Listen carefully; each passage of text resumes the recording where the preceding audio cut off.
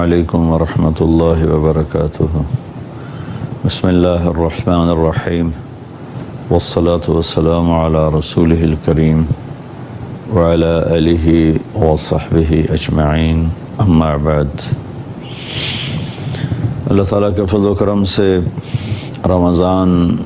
عافیت سے اللہ نے گزروایا۔ جتنا کچھ ہوا اس پہ اللہ کا شکر ادا کیا جائے۔ جو کوتاہی ہوئی جان بوجھ کر، خطا سہون، اس سے اللہ پاک کی بارگاہ میں معافی مانگی جائے کہ اللہ کے نبی کا فرمان ہے، ما اسر من استغفر وین عاد فی الیوم 70 مرہ۔ دن میں 70 دفعہ بھی گناہ ہو لیکن اگر آدمی توبہ کر لے تو اللہ کی بارگاہ میں مجرم نہیں ہے، وہ بھی اللہ کے بھلے اور نیک بندوں میں شامل ہے۔ ہم نے اللہ کی رحمت کو بہت محدود سمجھا ہے اور بہت تھوڑا سمجھا ہے۔ اللہ کی رحمت جیسے اللہ اپنی ذات میں لا محدود ہے، اللہ کی رحمتیں لا محدود ہیں۔ خود اللہ تعالیٰ نے عرش کے اوپر تو کوئی مخلوق نہیں ہے، عرش کے اوپر اللہ تعالیٰ نے ایک بہت بڑی تختی لگوائی ہے جس کے اوپر لکھوایا ہوا ہے، ان رحمتی سبقت غضبی،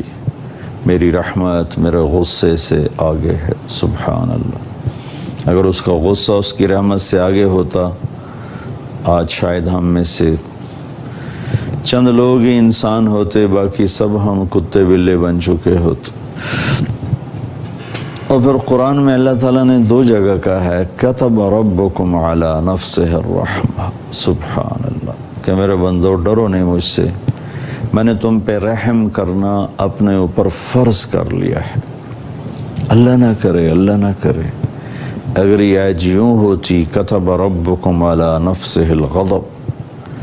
کہ تمہارے رب نے تم پہ غصہ کرنا فرض کر لیا ہے، تو یہ تو دھرتی میں شاید جانور بھی زندہ نہ بچتے، پانی کی بوند نہ ہوتی۔ اس مالک نے کرم فرمایا، اس وقت 7 ارب انسان ہیں اور سارے کے سارے انتہا درجے کی نافرمانیوں پر ڈٹے ہوئے ہیں، اللہ کا مذاق اڑاتے ہیں،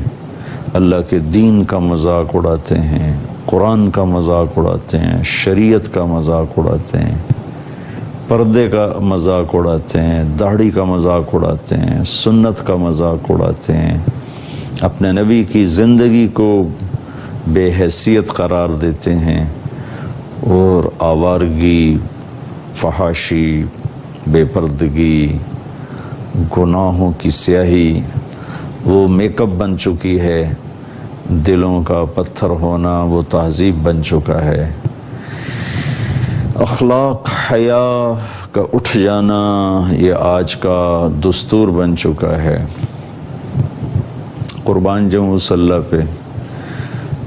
جو اپنی رحمت کو غصے سے آگے رکھے ہوئے ہے۔ شکر ادا کریں، جاتا ہوا رمضان ہے۔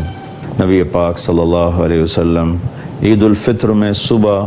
کچھ کھا کے جاتے تھے، اور بڑی عید قربانی میں کچھ نہیں کھاتے تھے، جا کے نماز پڑھاتے تھے اور آ کے قربانی کا گوشت دکھاتے تھے، لیکن عید الفطر میں جانے سے پہلے میٹھا کھاتے تھے، کھجور ہوتی تھی یا کوئی اور ایسی میٹھی چیز۔ عام یہی پڑھنے میں آیا کہ آپ کچھ کھا کر، میٹھا کھا کے آپ تشریف لے جاتے تھے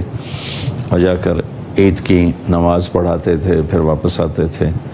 تو عیدگاہ تھی مدینہ منورہ میں جہاں سارے اکٹھے ہوتے تھے، وہاں عید کی نماز ادا فرمایا کرتے تھے، پھر سب ملتے تھے، پیار محبت ہنسی مذاق سب کچھ ہوتا تھا۔ تو اس کو بھی ہم خوشی کا دن بنائیں اور توبہ کا دن بنائیں۔ اللہ کے نبی عید پر خوشی مناتے تھے، ہمیں بھی خوش ہونا ہے کہ اللہ نے ہمیں روزوں کے بعد ایک ملنے کا دن دیا ہے۔ اس دن میں نفرتوں کو بھلا دیا جائے، رنجشوں کو بھلا دیا جائے۔ جن سے آپ روٹھے ہوئے ہیں آپ خود ان کے گھر چلے جائیں، ان کو جا کے سلام کر لیں۔ جو آپ سے روٹھے ہوئے ہیں ان کے گھر بھی آپ خود چلے جائیں، اللہ آپ سے بہت راضی ہوگا۔ ہزاروں نفلوں پر ہزاروں لاکھوں نفلی روزوں پر یہ آپ کا صلہ رحمی کا عمل بھاری ہو جائے گا۔ اور ویسے بھی میرا دیس نفرت بغض سینہ پک گیا ہے، دیکھ کے سن کے۔ مذہب کے نام پہ عجیب و غریب نفرت ہے، سیاست کے نام پر ہے، رشتوں ناتوں کے نام پر ہے، قومیت پر ہے، صوبوں پر ہے، زبانوں پر ہے، عجیب و غریب حال ہے۔ اللہ اپنا فضل فرما دے، شاید کسی رونے والی کی طفیل اللہ تعالیٰ پوری قوم کا بیڑا پار کر دے، اور پوری امت پر جو حال ہے، جس طرح لاشیں گر رہی ہیں، معصوم بچوں کے پرخشے اڑ رہے ہیں، اس سب سے نکلنے کا ایک ہی حل ہے کہ ہم سب اللہ کی بارگاہ میں جھک جائیں، توبہ کریں۔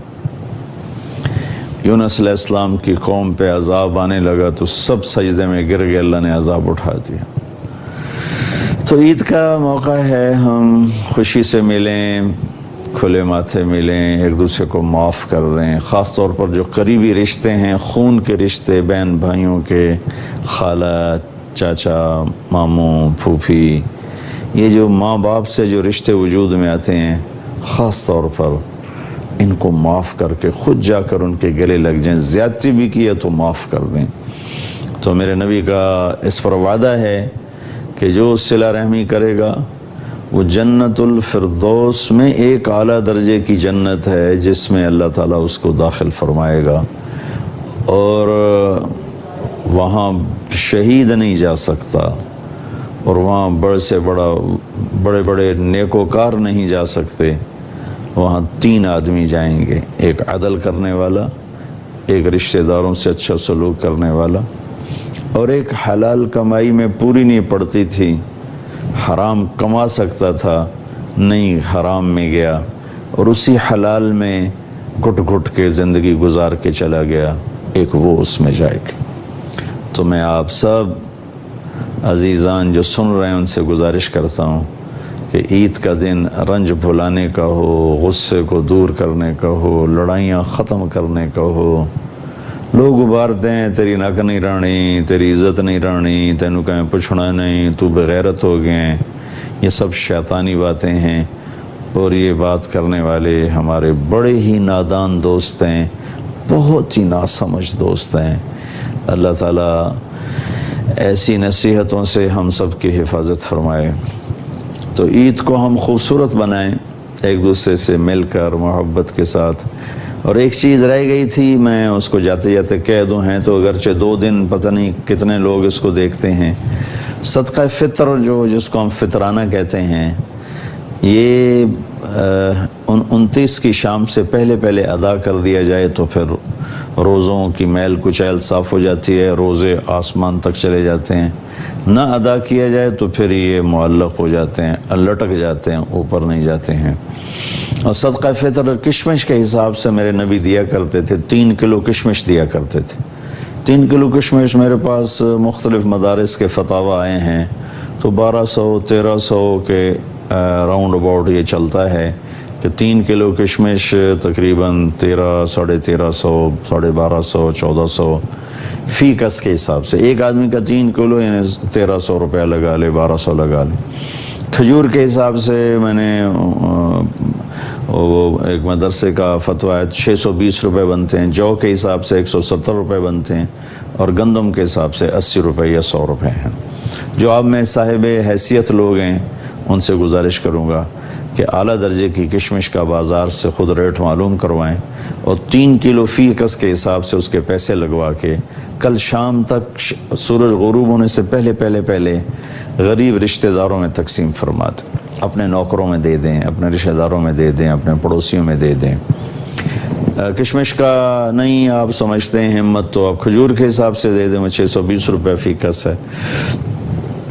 اس کی بھی ہمت نہیں تو پھر جو کے حساب سے، پھر گندم کے حساب سے تو خیر واجب ہے ہی ہے، وہ تو ادا کرنا ہی ہوتا ہے۔ تو صدقہ فطر میں بھی کوشش فرمائیں کہ اپنے قریبی رشتہ داروں، غریب رشتہ داروں، ضرورت مندوں ہاتھ نہ پھیلاتے ہوں، یا اپنے نوکروں، گھر میں کام کرنے والے ہیں، ڈرائیور ہیں، ملازم ہیں، مالی ہے، اور کچن میں کام کرنے والا ہے، آپ کا باورچی ہے، یا آپ کی گھر میں خواتین بچیاں آتی ہیں برتن صاف کرنے والی، کپڑے دھونے والی، یا ایسے اڑوس پڑوس میں کوئی ہیں تو ان کو ڈھونڈ ڈانڈ کے ان کو عزت سے دیا جائے، ان کا احسان مانا جائے، ان پہ احسان نہ جتلایا جائے، تو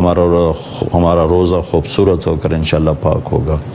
اور عید کے دن، عید کی رات اللہ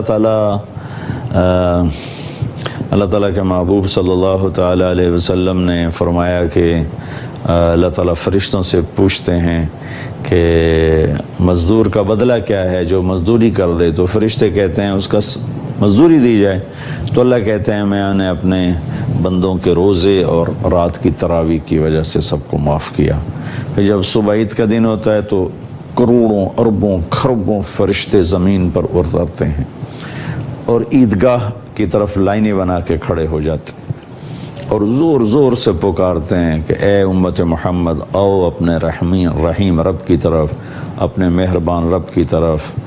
اور اوپر سے اللہ کہتے ہیں میرے بندو آؤ، آج جو مانگو گے دنیا کے بارے میں اس میں غور کروں گا، تمہارے لیے بہتر ہوگا دے دوں گا، بہتر نہیں ہوگا کوئی اور اس کا بدلہ ہو جائے گا، اور آخرت کے بارے میں جو مانگو گے سب تمہیں دوں گا، میں نے تمہارے پچھلے سارے گناہ معاف کیے، جاؤ خوشی خوشی اپنے گھروں کو چلے جاؤ۔ لیکن میں نے پہلے بھی بتایا تھا، پھر دوبارہ دہرا دیتا ہوں، گن دیتا ہوں، 4 آدمی پھر بھی نہیں اس ساری رحمت کا میں کوئی ان کا حصہ نہیں پڑتا ہے، نہ ان کو ملتا ہے۔ ایک شراب پینے والا جب تک توبہ نہ کرے، ایک ماں باپ کا نافرمان جب تک توبہ نہ کرے، ایک رشتہ داروں سے لڑنے جھگڑنے والا، بائی کاٹ کرنے والا جب تک توبہ نہ کرے، اور ایک دل میں بغض کینہ پالنے والا جب تک توبہ نہ کرے۔ تو اللہ تعالیٰ میری بھی، آپ کی بھی، ہماری نسلوں کی بھی ان 4 بڑے عیب سے حفاظت فرمائے۔ رمضان میں ماشاءاللہ آپ نمازیں پڑھتے رہے، ذکر کرتے رہے، قرآن پڑھتے رہے، باقاعدگی سے آتے رہے۔ بہت سے اب ہوں گے میرے بھائی بہن، بچے بچیاں، جو ہی عید کا چاند نظر آئے گا تو نماز بھی چلی جائے گی، دوپٹہ بھی چلا جائے گا، اور قرآن بھی چلا جائے گا، ذکر بھی چلا جائے گا۔ ایسی بات نہیں ہے میرے عزیزو، اللہ نے نماز موت تک فرض کی ہے،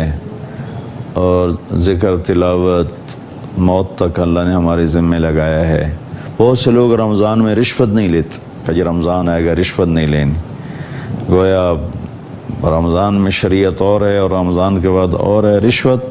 ہر حال میں حرام ہے، کئی جھوٹ چھوڑ دیتے ہیں، کئی ملاوٹ چھوڑ دیتے ہیں، لیکن کئی دبا کے رکھتے ہیں، وہ بالکل ہی مر چکے ہیں اندر سے۔